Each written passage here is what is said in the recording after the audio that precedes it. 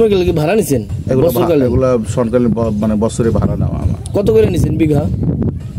জমির দাম কমই আছে এখানে। জমি আপনার 1000 আছে, 1500 আছে, 2000 আছে। জমি বুঝে আর কি? জমি বুঝে।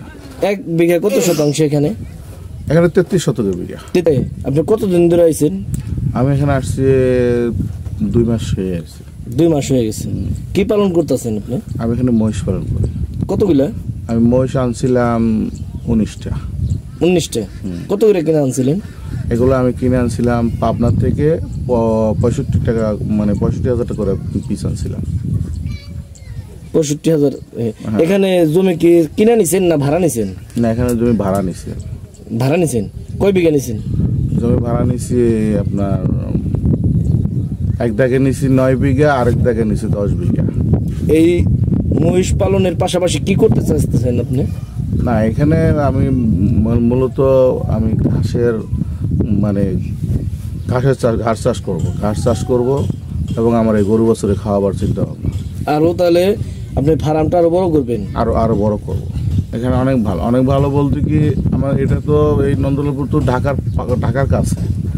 আবার এই মানে নদী পার হইলে ওই পাশে গেলে আবার শহর এখানে মানে প্রয়োজন হলে শহর কাছে। আবার এটা যে আপনার একবারে যে চরও বলা যাবে না। চর ঠিক আছে, বাট সবই গাড়ি আছে এখানে। লেগুনা আছে, মোটরসাইকেল আছে, হ্যাঁ, ঘোড়ার গাড়িও আছে, আবার টমটমও আছে। মানে গাড়ি চলাফেরার জন্য অনেক সুবিধা। আপনার এখানে পরিবেশ ভালো। মানুষজনের কাছে আইসা খুব মানে আমি মানে আদর আস্তিক পাইছি। খুব একটা দিক দেওয়া খুবই ভালো লাগছে। এখানকার মানুষের আন্তরিকতা আছে। তো পানি ওঠার কথা এখানে আমার জমিতে বা আমার আশেপাশে পানি আসার কথা, কই এখন পর্যন্ত পানি আসেই না। তার মানে উঁচু জমি? না, এটা উঁচু জমি। আবার আমরা যেখানে আছি এটা উঁচু জমি। এছাড়া কি কারেন্ট আছে না? হ্যাঁ, কারেন্ট আছে। এটা হলো নন্দলালপুর চর। এখান থেকে ঘাটে উঠলে বা নৌকায় উঠলে 10 থেকে 15 মিনিট লাগবে, আর ভাড়া নেয় 20 টাকা। বন্ধুরা দেখতে পাচ্ছেন যে নন্দলালপুর থেকে নারিশাঘাটে এসে মানুষজন নামলো। তারা একজন একক গন্তব্যে যাচ্ছে। কেউ বাজার করতে এসছে, কেউ যাচ্ছে বেড়াতে, কেউ যাচ্ছে কাজ করবে। দেখতে পাচ্ছেন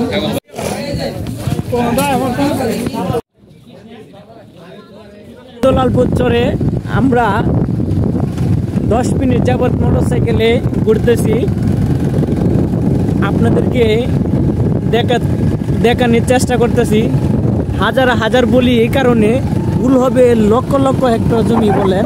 এই দেখেন আপনারা, মানে কোনো প্রকার যা আপনাদেরকে মোবাইলের ক্যামেরাতে বা দেখানো যায় না। আপনারা নিজ চোখে না দেখলে আমাদের কথা বিশ্বাস করতে পারবেন না। আপনারা যদি দেখতে চান, হাজার বললে ভুল হবে, লাখ হেক্টর জমি পতিত পড়ে রয়েছে। আপনারা চাইলে এগুলা 2000, 2500, 3000 টাকা বছরে লিজে নিয়ে আপনারা খামার করতে পারেন, বাগান করতে পারেন। আপনারা দেখেন এখানে চুপ ডাকাতের কোনো ভয় নাই।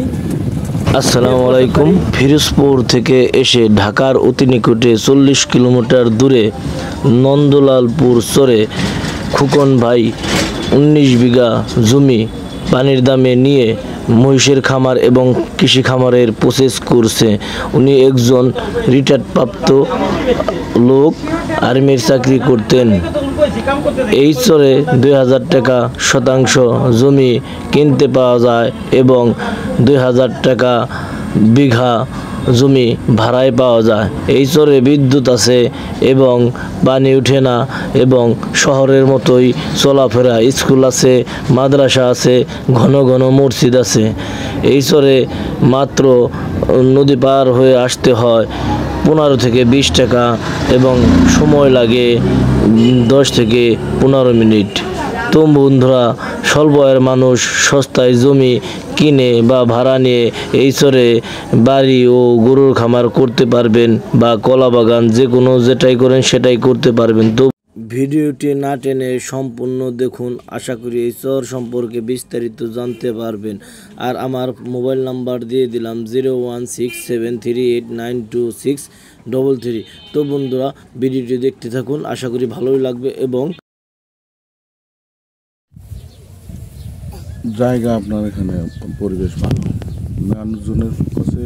মানুষজনের কাছে আইসা খুব মানে আমি মানে আদর আস্তিক পাইছি খুব।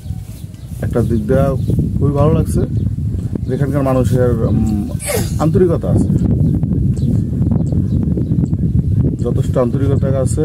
আর বাইরের মানে একটা জিনিস আছে না, যে মানুষের একটা ভয় পায় যে চোর এই ক্ষতি করবে ওই ক্ষতি করবে, তা না।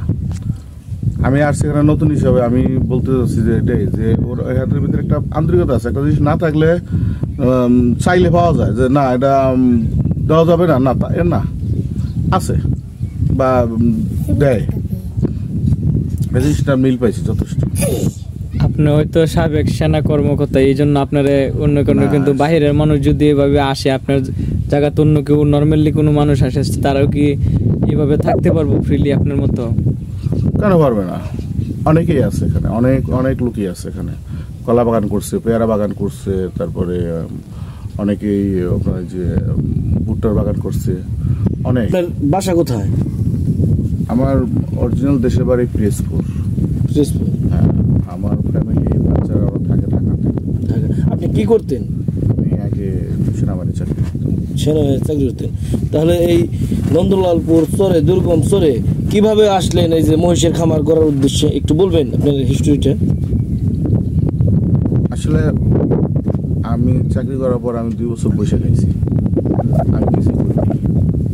কারণ আমি মানে ব্যবসা বাণিজ্য আমি করতে পারি না, কারণ আমার এতটা দীর্ঘদিনের অভিজ্ঞতা নেই। আর এই ব্যবসা আসার উদ্দেশ্য হচ্ছে যে এটা পশু পাখি খামার করিলে দেখা যাচ্ছে যে আমি ওদের সাথে থাকি, চেষ্টা করি, তো আল্লাহ দিলে আমার একটা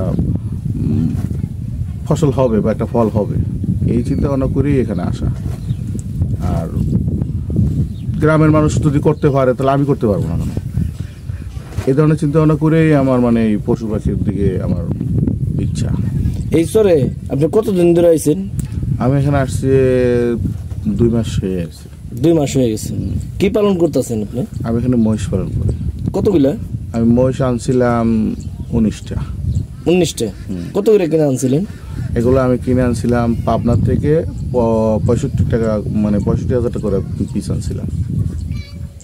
65,000? এখানে জমি কি কিনে নিছেন না ভাড়া নিছেন? না, এখানে জমি ভাড়া নিছি। ভাড়া নিছেন? কয় বিঘা নিছেন? জমি ভাড়া নিছি আপনার এক দাগে নিছি 9 বিঘা, আরেক দাগে নিছি 10 বিঘা। এই মহিষ পালনের পাশাপাশি কি করতে চাচ্ছেন আপনি?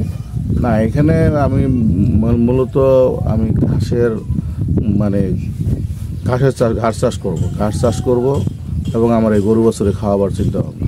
আরো তাহলে আপনি ফার্মটা আরো বড় করবেন? আরো বড় করব আর কি, খামার বড় করবেন। এখন মহিষ আনছেন কয়টা আনছেন? 19টা? এখন মহিষ আনছি 19টা। 19টা। এর পাশাপাশি গরু পালবেন, ছাগল পালবেন, গারল পালবেন নাকি? ইচ্ছা আছে, যদি আমি মাটি যদি ভালো হয়, মাটিতে ফসল ফলাইতে পারি, ঘাস লাগাইতে পারি, ভালো ঘাস হয়, তাহলে আমি এই যে জমিগুলো কি ভাড়া নিছেন? এগুলো সরকারি মানে বছরে ভাড়া নেওয়া আমার। কত করে নিছেন বিঘা? জমির দাম কমই আছে এখানে। জমি আপনার 1000 আছে, 1500 আছে, 2000 আছে। জমি বুঝে আর কি? জমি বুঝা। 1 বিঘা কত শতাংশ এখানে? এখানে 33 শতকের বিঘা। 33 শতকে। এখানকার মানুষজন কিরকম আচরণ করে আপনার সাথে বা ব্যবহার করে? না, এখানে মানুষের আচরণ বিধি অনেক ভালো। এখানে অনেক ভালো বলতে কি, আমার এটা তো এই নন্দলালপুর তো ঢাকার কাছে, আবার এই মানে নদী পার হইলে ওই পাশে গেলে আবার শহর। এখানে মানুষের সাথে আন্তরিকতা আছে বা যথেষ্ট মিলমিলেও আছে। এখানে চলাফেরা করে অনেক শান্তি, আলো বাতাস। না, আলো বাতাস প্রকৃতি এটা আছে। আবার কোনো কিছু প্রয়োজন হলে শহর কাছে। আবার এটা যে আপনার একবারে যে চরও বলা যাবে না। চর ঠিক আছে, বাট সবই গাড়ি আছে এখানে, লেগুনা আছে, মোটরসাইকেল আছে, ঘোড়ার গাড়িও আছে, আবার টমটমও আছে। মানে গাড়ি চলাফেরার জন্য অনেক সুবিধা এখানে, অনেক সুবিধা। তাহলে সব ধরনের গাড়ি ঘোড়া চলে, যানবাহন চলে এখানে মোটামুটি। এছাড়া সারা বছরে 6, 7 মাস, 9 মাস, 8 মাস, 9 মাস এই সুবিধা। সুবিধা। আমি শুনলাম যে এই চরে বিগত 20 সালে পানি উঠছিল একটু, তারপরে পানি ওঠে না বলে।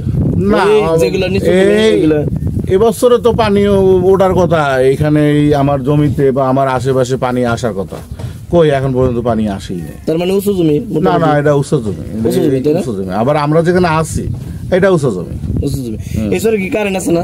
হ্যাঁ, কারেন্ট আছে, কারেন্ট আছে, কারেন্ট আছে, সর কারেন্ট আছে। বাজারঘাট কোথায় করেন? বাজারঘাট আমি যেখানে আছি এখান থেকে বাজারঘাট সব 2 কিলো। 2 কিলো মানে নদী ওপার পার হইলে এই বাজার। এই নদী পার হইতে কয় টাকা নেয়? নদী পার হইতে নেয় 15 টাকা 20 টাকা। 15 টাকা 20 টাকা। যারা এখানে নিয়মিত থাকে আপ ডাউন করে তাদের হলে যাইতে 30 টাকা, আর যারা এক পার হয় 20 টাকা। হ্যাঁ, এক পার হয় তারা 20 টাকা। আজানটা হয় নাকি? আজান দিয়েছে। আপনি এই নন্দলালপুর চরে কিভাবে আসলেন?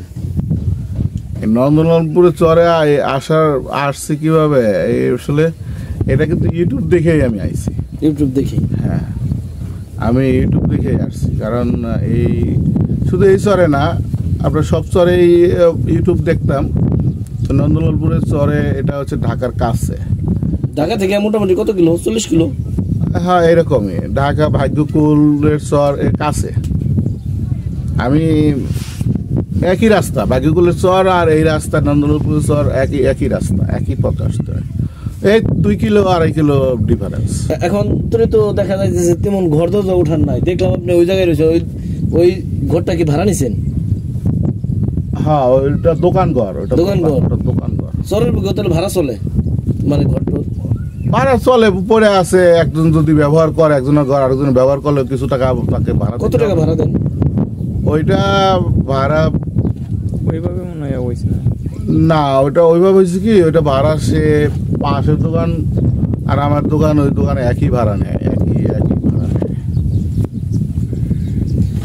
তাহলে আপনার কাছে আমার প্রশ্ন, বাংলাদেশের মানুষের যারা বেকার আছে বা যারা বিদেশ ফেরত হয়েছে বা আপনার মতো আর্মি রিটায়ার্ড প্রাপ্ত অফিসার বা আর্মি চাকরি করে বা পুলিশ কর্মকর্তা বা এই হয়েছে, তাদের উদ্দেশ্যে কিছু বলবেন যে বেকার না বসে থাকে, কিছু একটা করার?